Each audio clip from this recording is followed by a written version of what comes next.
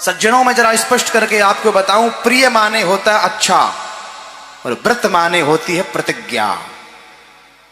जिसने जीवन में सुंदर प्रतिज्ञा ली उसका नाम है प्रिय व्रत। क्या नाम है? जीवन में जिसने सुंदर प्रतिज्ञा ली है उसका नाम प्रिय व्रत है। कुछ लोग कहते भूखे भूखे रहने का नाम व्रत। अरे भूखे रहने का नाम कोई व्रत है?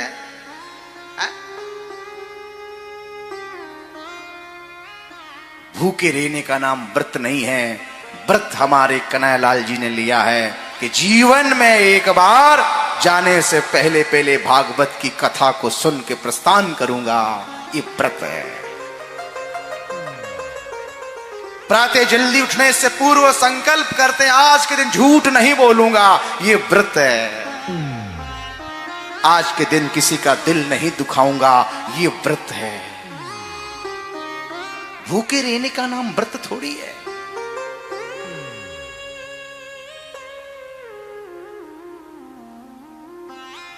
कुछ लोग कहते हैं मेरी उपवास है, मैं पहले दिन आया, मेरी आदत है 2, 5, 10 आदमी पास में बैठ के भोजन नहीं करते तब तक भोजन होता नहीं। तो पूज्य पंडित जी के यशस्वी सुपौत्र भाई श्री प्रदीप जी, उन प्रदीप जी से मैंने कहा प्रदीप जी आइए आइए थोड़ा आप प्रसाद पा लीजिए आप भी। प्रदीप जी ने कहा महाराज जी क्षमा चाहूंगा, मेरा तो आज उपवास है। मेरे को बड़ा बुरा लगा। मैंने कहा भोजन के लिए कह रहे हैं कि ये उपवास है। मैंने उनसे निवेदन किया आप कृपा करके हमें ये बताएं उपवास का मतलब क्या है, उपवास कहते किसे है, उपवास की परिभाषा क्या है। उपवास माने कोई भूखे रहने का नाम उपवास है? नहीं। उप समीपे असनम उपासनम, धीरे धीरे भगवान श्री नारायण की उपासना करने का नाम और उपासना करते करते भगवान के नजदीक पहुंच जाने का नाम ही उपासना है, उपवास है। उप समीपे असनम उपासनम, बड़ा सुंदर भाव। राजा उत्तानपाद की पत्नी का नाम है सुनीति। क्या नाम है? ये ईंटा और पत्थर के मकान का नाम घर नहीं है।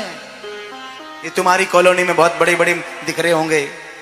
हाँ, ईंटा और पत्थर के बंगले बहुत दिखाई दे देंगे, उसको घर नहीं कह सकते। घर क्या है?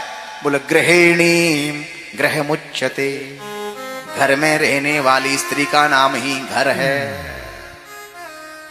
स्त्री चाहे घर को स्वर्ग बना दे, स्त्री चाहे घर को महाराज बहुत बड़ा बैकुंठ बना दे, और स्त्री चाहे तो घर को नरक का अड्डा बना दे।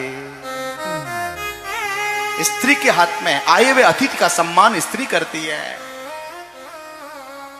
ने गृहम गृहमित्याहो गृहिणी गृहमुच्यते। मैं कितने परिवार को जानता हूं जिनको खाने का पता नहीं, उठने का पता नहीं, कमाने का पता नहीं, और उन्हीं के घर में एक सुंदर सलोनी कोई कन्या, अच्छा घराने की सुंदर पुत्री विवाह करके महाराज मां बहुरानी बन के चली जाती है, इस पूरे परिवार को सुधार देती है, पूरे परिवार को बदल देती है। ऐसा मैंने आंखों से देखा है। तो मैं आपसे यही निवेदन कर रहा था। राजा उत्तानपाद पत्नी का बड़ा सम्मान करता भाई। और एक बात कहूं, मेरी पुरुषों से मानेंगे तो सब मान लेंगे? हाथ खड़ा करके बताओ कौन कौन मानेगा? सारे मानेंगे। तो आप सबको यही मेरी प्रार्थना है कि राजा उत्तानपाद अपनी पत्नी का जैसे सम्मान करता है, हम आपको भी अपनी पत्नी का सम्मान करना है। कि यत्र नारस्ते पूजन्ते रमन्ते तत्र देवता। जहां नारी का सम्मान होता है, देखो बुड्ढे बाबा है, 94 साल की अवस्था है, देखो देखो देखो आप देखो। अरे कैमरे वाला नहीं देख रहा है, क्या देखेंगे ये सब? कैमरा वाला कैमरा नहीं दिखा रहे हैं। बाबा कितना सम्मान कर रहे हैं मेरी बुढ़िया का, तालियां हो जाए। बहुत बहुत आभार, बहुत बहुत धन्यवाद। स्त्री का घर में सम्मान जो करता है उसके घर में उत्तरोत्तर वृद्धि होती है लक्ष्मी की। स्त्री का घर में सम्मान करता है उसके घर के अंदर महाराज पावन देवता झाड़ू बुहारी लगाते हैं, वरुण देवता जल भरते हैं, लक्ष्मी क्रीड़ा करती, अन्नपूर्णा छोड़ के नहीं जाती।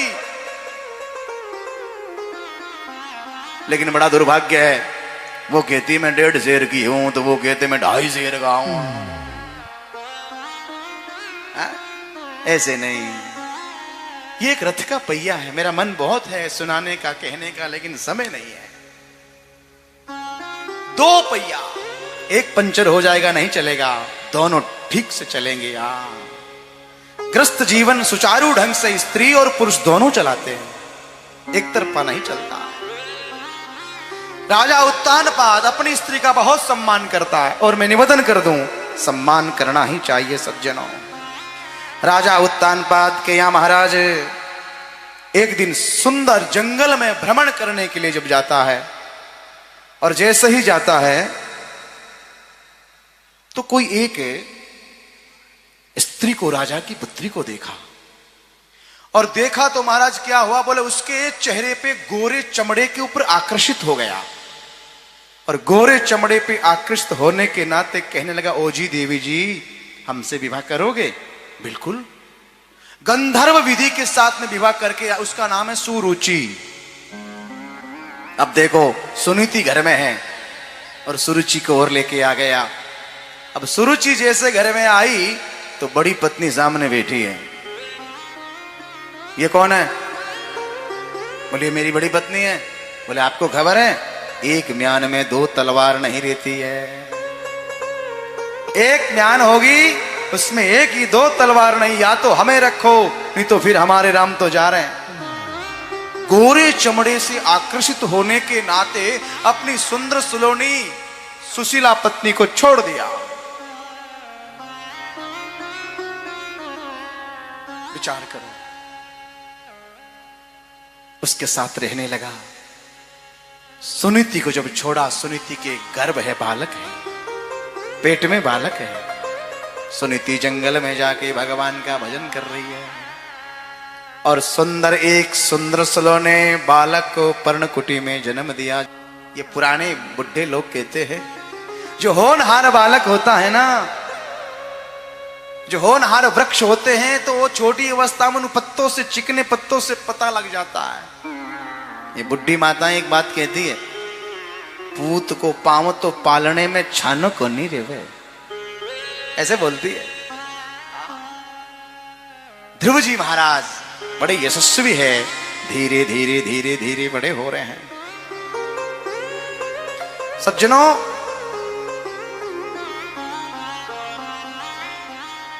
ध्रुव की माता भगवान श्री नारायण की कथा में सब जगह ध्रुव को साथ में लेके जाती है।